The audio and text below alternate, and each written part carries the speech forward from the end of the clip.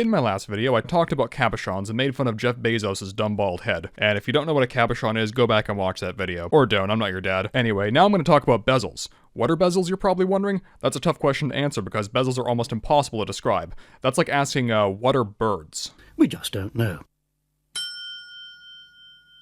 Anyway, you've probably heard the term bezel used to describe things like the rim around a TV panel, the edge of a computer monitor, or the material that surrounds the screen of a smartphone, which means there's a good chance you're looking at a bezel right now. The term bezel comes from another French word, biseau, which refers to a chamfered, sloped, or beveled edge.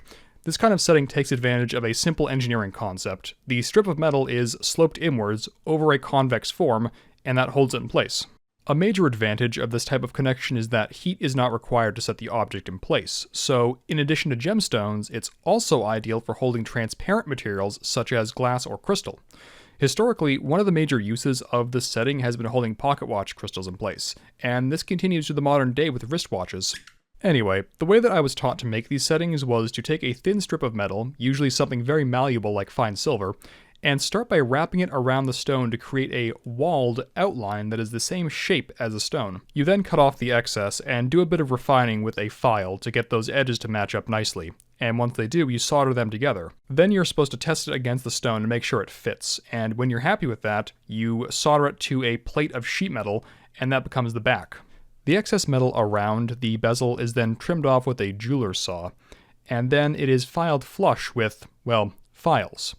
Sandpaper is used to smooth everything out and get things up to a nice finish, and any additional fabrication is then carried out. You don't want to put the stone in until the very end, because if you just set that thing and then go to solder something, well, there are a lot of things that stones don't like, and getting up to soldering temperature is one of them. Also keep in mind, once that stone goes in there, it's not coming out. So if you want to test fit it, you're going to have to lay down some floss underneath the stone so you can yank it out afterwards. Or you could drill a hole in the back of the setting so that way you could punch the stone out with a toothpick. Though this is not ideal for transparent stones, for obvious reasons. Once everything is done and you're ready to put the stone in place, it can be kind of a tense moment.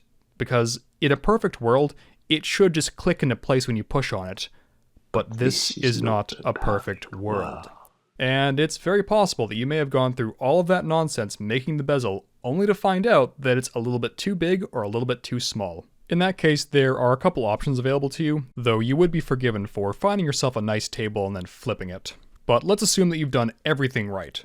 Once the stone is in there, the bezel is then mushed over with a tool called a burnisher, because, well, it burnishes the metal. We aren't very creative when it comes to naming tools.